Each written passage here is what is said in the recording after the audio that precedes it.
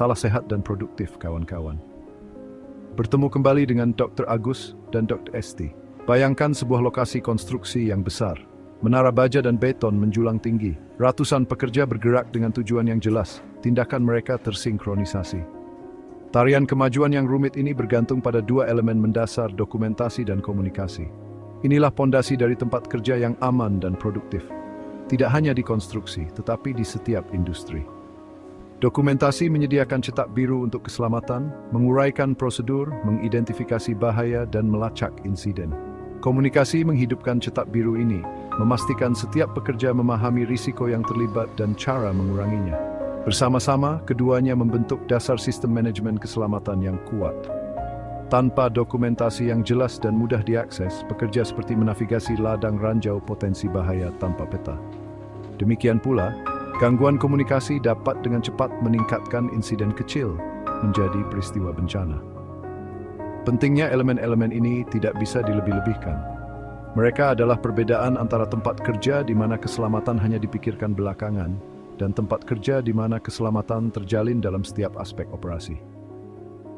Di bagian berikut, kita akan mempelajari lebih dalam jenis dokumentasi keselamatan tertentu, mengeksplorasi strategi komunikasi yang efektif, dan memeriksa bagaimana teknologi merevolusi manajemen keselamatan.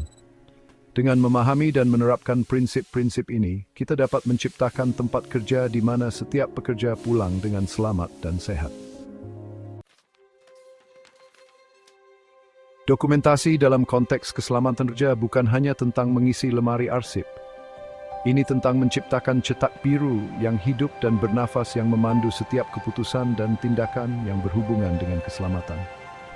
Dokumentasi yang efektif memberikan kejelasan, mendorong konsistensi, dan berfungsi sebagai alat penting untuk perbaikan terus-menerus. Bayangkan tim insinyur yang merancang pesawat ruang angkasa. Setiap baut, setiap kabel, setiap baris kode didokumentasikan dengan cermat. Ketelitian ini bukan hanya tentang membangun pesawat ruang angkasa yang fungsional. Ini tentang memastikan keselamatan para astronot yang akan mempercayakan hidup mereka padanya. Prinsip yang sama berlaku untuk setiap tempat kerja. Baik itu lantai pabrik, ruang operasi rumah sakit, atau dapur restoran yang ramai, dokumentasi keselamatan yang komprehensif sangat penting. Ini menyediakan peta jalan untuk mengidentifikasi potensi bahaya, menilai risiko, dan menerapkan langkah-langkah pengendalian. Tetapi dokumentasi bukanlah entitas statis. Itu harus menjadi alat dinamis yang berkembang seiring dengan tempat kerja. Tinjauan berkala, pembaruan, dan umpan balik dari pekerja di lapangan memastikan bahwa cetak biru keselamatan tetap relevan dan efektif. Salah satu elemen paling penting dari dokumentasi keselamatan adalah prosedur operasi standar atau SOP. SOP adalah instruksi langkah demi langkah yang menguraikan cara melakukan tugas tertentu dengan aman dan efisien. Mereka adalah fondasi konsistensi di tempat kerja yang aman. Bayangkan seorang pilot yang sedang bersiap untuk lepas landas. Daftar periksa pra-penerbangan adalah SOP mereka, memastikan bahwa setiap sistem penting diperiksa dan diperiksa ulang. Ketaatan yang cermat terhadap prosedur ini bukan tentang menghambat kreativitas. Ini tentang meminimalkan potensi kesalahan manusia. Di tempat kerja manapun, SOP memberi pekerja instruksi yang jelas dan ringkas tentang cara menjalankan tugas mereka dengan aman. Mereka mengurangi risiko kecelakaan yang disebabkan oleh kesalahpahaman, kelalaian, atau penyimpangan dari protokol yang ditetapkan. SOP sangat penting untuk tugas-tugas yang melibatkan bahan berbahaya, mesin kompleks, atau lingkungan berisiko tinggi. Sama seperti dokumen keselamatan lainnya, SOP harus ditinjau dan diperbarui secara berkala untuk mencerminkan perubahan peralatan, prosedur, atau peraturan. SOP harus ditulis dalam bahasa yang jelas dan mudah dipahami serta mudah diakses oleh semua karyawan. Bagian 4, laporan insiden, belajar dari masa lalu untuk melindungi masa depan. Bahkan di tempat kerja yang paling aman sekalipun, kecelakaan bisa terjadi. Ketika itu terjadi, penting untuk memiliki sistem untuk mendokumentasikan dan menganalisis insiden ini. Laporan insiden bukan tentang menyalahkan, ini tentang belajar dari kesalahan dan mencegahnya terjadi lagi. Bayangkan tim ilmuwan yang mempelajari dampak meteor. Mereka dengan cermat mendokumentasikan ukuran, lintasan, dan komposisi meteor. Informasi ini bukan hanya tentang memahami masa lalu, Ini tentang memprediksi dan mencegah dampak di masa depan. Dengan cara yang sama, laporan insiden memberikan data berharga yang dapat digunakan untuk mengidentifikasi tren, menunjukkan bahaya yang berulang, dan menerapkan tindakan korektif. Sistem pelaporan insiden yang dirancang dengan baik mendorong pekerja untuk melaporkan bahkan insiden kecil tanpa takut akan pembalasan. Budaya pelaporan terbuka ini penting untuk menciptakan lingkungan belajar di mana kesalahan dipandang sebagai peluang untuk perbaikan. Dengan menganalisis laporan insiden, manajer keselamatan dapat mengidentifikasi pola, menerapkan program pelatihan yang ditargetkan, dan membuat keputusan berdasarkan informasi untuk meningkatkan keselamatan tempat kerja secara keseluruhan. Bagian 5, komunikasi efektif, jalur hidup keselamatan. Dokumentasi menyediakan kerangka kerja untuk keselamatan, tetapi komunikasi menghidupkannya. Komunikasi yang efektif adalah jalur hidup tempat kerja yang aman, memastikan bahwa informasi keselamatan dibagikan, dipahami, dan ditindaklanjuti. Bayangkan sekelompok petugas pemadam kebakaran yang melawan kobaran api yang hebat. Komunikasi mereka bukan hanya tentang mengordinasikan upaya mereka. Ini tentang menjaga satu sama lain tetap aman dalam menghadapi bahaya yang mengancam. Komunikasi yang jelas, ringkas, dan tepat waktu dapat berarti perbedaan antara hidup dan mati.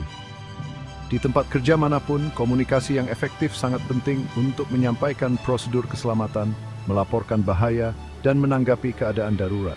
Ini melibatkan pendekatan multi-aspek yang mencakup komunikasi verbal, komunikasi tertulis, alat bantu visual, dan platform digital. Rapat keselamatan rutin, diskusi singkat, dan sesi pelan peluang untuk komunikasi tatap muka. Komunikasi tertulis seperti email, buletin, dan rambu memperkuat pesan-pesan keselamatan utama.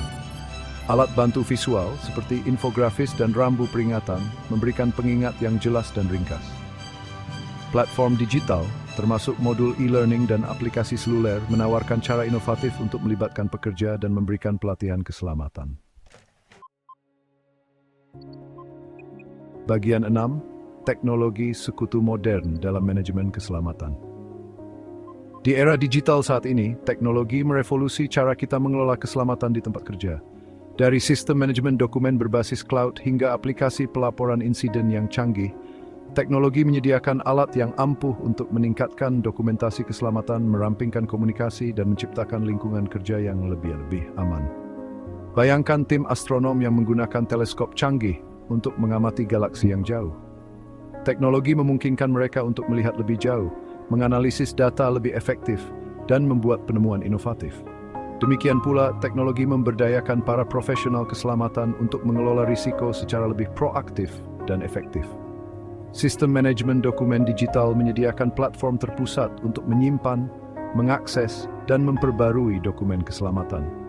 Aplikasi pelaporan insiden memungkinkan pekerja untuk melaporkan insiden secara real-time, lengkap dengan foto dan video.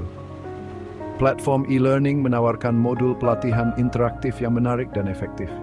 Simulasi realitas virtual memberikan pengalaman pelatihan mendalam yang memungkinkan pekerja untuk mempraktikkan prosedur keselamatan di lingkungan yang aman dan terkendali. Teknologi yang dapat dikenakan dapat memantau kesehatan dan keselamatan pekerja. Real-time potensi bidu. Kemudian direktus dan masa depan digital. Bagian 7, membudayakan budaya keselamatan, tanggung jawab bersama.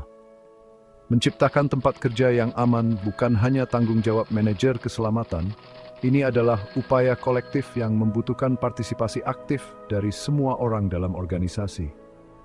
Membudayakan budaya keselamatan berarti menanamkan keselamatan sebagai nilai inti, di mana setiap orang merasa diberdayakan untuk mengidentifikasi dan melaporkan bahaya, dan di mana keselamatan bukan hanya prioritas, tetapi cara hidup. Bayangkan sebuah komunitas yang bersatu untuk membangun jembatan. Setiap orang memahami pentingnya keselamatan, bukan hanya untuk diri mereka sendiri, tetapi untuk tetangga dan orang yang mereka cintai. Mereka bekerja sama, berkomunikasi secara terbuka, dan saling menjaga. Komitmen bersama terhadap keselamatan inilah yang membuat jembatan kuat dan tangguh. Di tempat kerja dengan budaya keselamatan yang kuat, keselamatan bukan hanya seperangkat aturan yang harus diikuti. Itu adalah bagian integral dari DNA organisasi. Para pemimpin di semua tingkatan memperjuangkan keselamatan, Pekerja merasa nyaman menyampaikan masalah keselamatan, dan setiap orang bertanggung jawab atas keselamatan mereka sendiri dan keselamatan orang-orang di sekitar mereka. Membangun budaya keselamatan membutuhkan upaya berkelanjutan, komunikasi terbuka, dan komitmen tulus dari sepanjang dalam organisasi. Dengan bekerja like ZP dapat menciptakan tempat kerja di mana keselamatan bukan tujuan, tetapi bersama yang bersapi setiap aspek operasi.